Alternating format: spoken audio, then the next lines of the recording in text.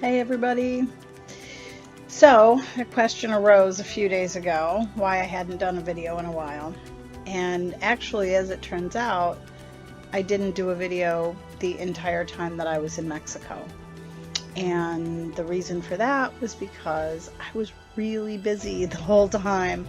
Um, the first leg of the trip was after I left Lima. I went to Mexico City. And one of the reasons why I went there, one of the reasons I wanted to go back to Mexico City was because I had gone there 3 years ago with my best friend Cassandra, and we had an amazing time. We were there during Dia de los Muertos, otherwise known as Day of the Dead. And it was a party. Everywhere we went, it was a party. It was amazing. Everything was colorful and decorated and incredibly beautiful, and the food was great, and it was just like the most magical trip. And so I wanted to go back and see if it felt as magical when it wasn't Day of the Dead. Of course, I managed to stumble on the city the week of the celebration for independence, otherwise known as El Grito. Thank you, Karina, for teaching me that. Anyway, and actually, I think El Grito was actually, if I have this correct, and Karina will correct me if I'm wrong, I think that El Grito is actually the proclamation, which happened on, I'm gonna say it was Saturday, because that was the day of the giant party. Anyway, doesn't matter. The point is, I stumbled on the city during another time of celebration, and of course it was magical all over again, but in a totally different way. The week leading up to it, there were quite a few things happening, but anyway, it doesn't matter. The fact is, I had an amazing time. I stayed in a really nice neighborhood called Condesa. It's sort of the hipster cool neighborhood. They have like a vegan market, and the Airbnb where I stayed, which was awesome, by the way.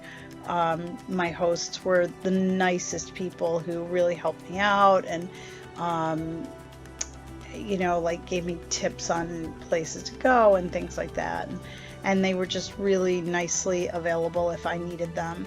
And at one point I did, because I walked past this place that I had walked past it a number of times, and there was never anything big going on. There was just a little restaurant, right? Like little tiny little restaurant. And on Sunday, not Sunday yesterday, but Sunday a week ago Sunday, I walked past and it was packed. Like they had put a tent out front and they were cooking out in the street, and there were people 3 deep waiting for a seat at these tables. And I'm like, all right, this has to be amazing if this many people are clamoring to get there and eat food. So, but I was intimidated. I walked past it twice because I was like trying to figure out if I could sidle my way in there and figure out how to order. But it was a total mystery. So I gave up and I went back to the Airbnb, which was only a block and a half away. And I texted my host and I said, hey, if you haven't eaten lunch yet, how about going with me to this place and helping me out, and I'll buy your lunch.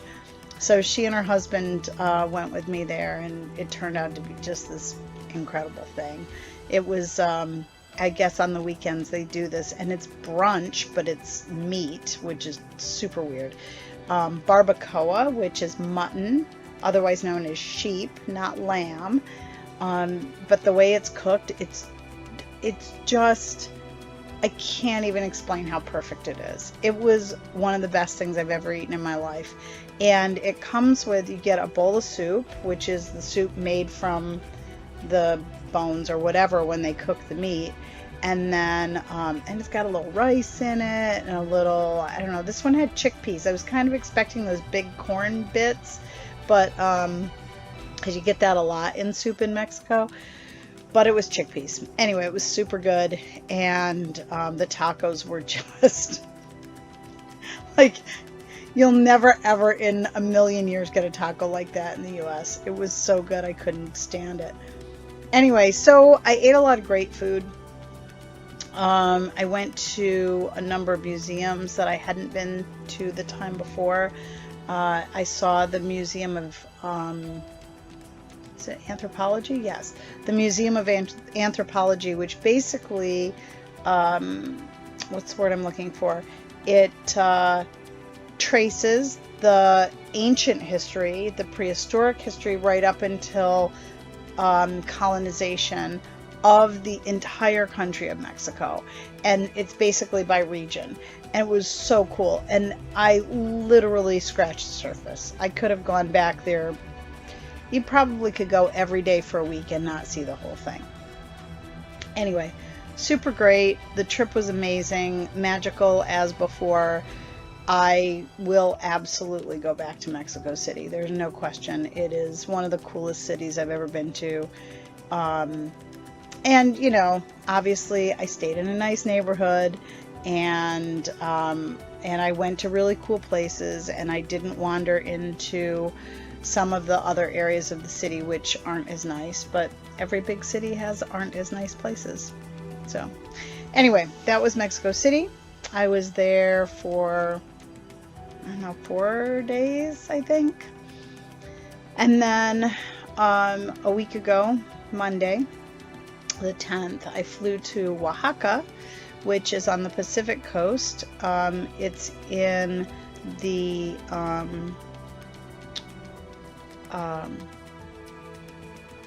actually, Oaxaca is what I was thinking. Oaxaca is the area of the country. It's not a district. I don't know what they call it. Again, Karina could probably tell me.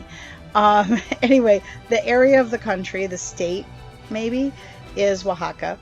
I was in the area called Huatulco, which is on the Pacific coast. It's super far south.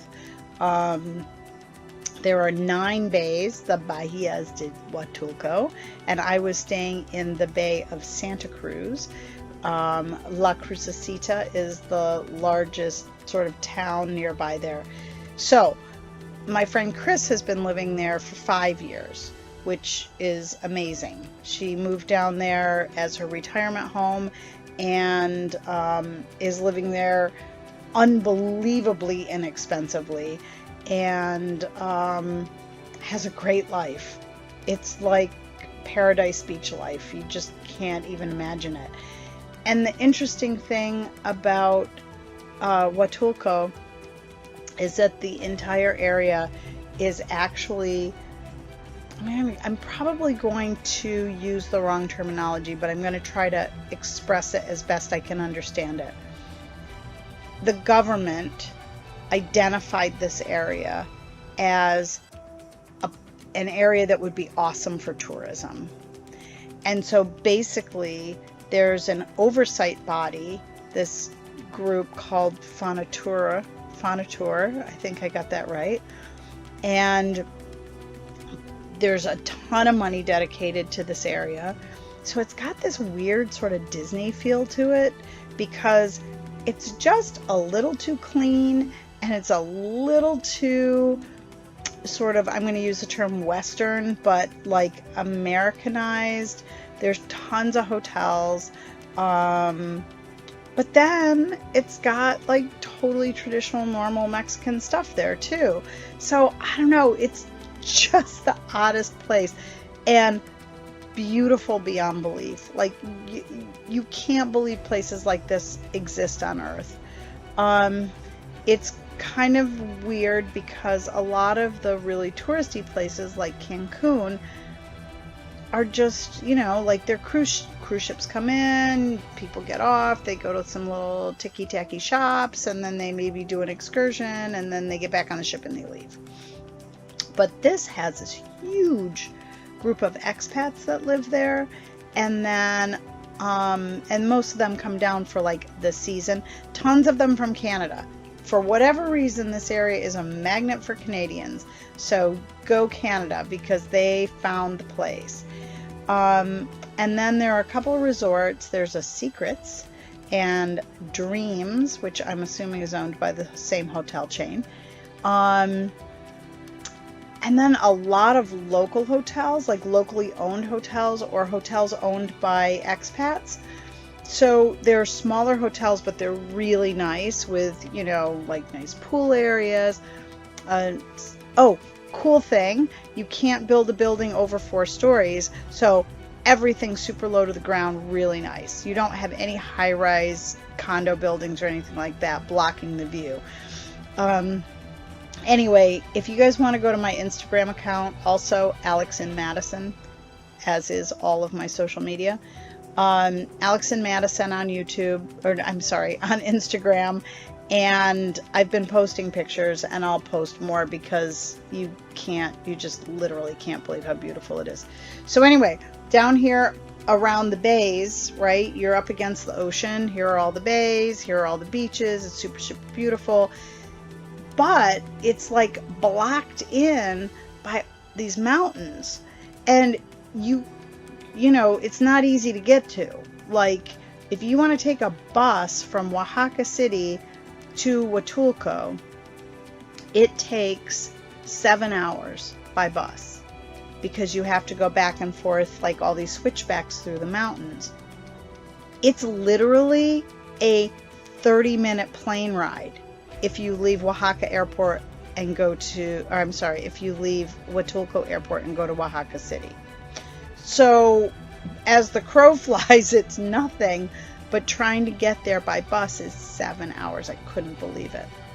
Anyway, being blocked in by the mountains like that does a whole lot of weird things. Like, when I was getting ready to go there, I checked the weather, and I checked the weather every day because it said thunderstorms every single day that I was supposed to be there. And I was like, oh my God, I can't believe I'm going to the beach and it's going to rain the entire time.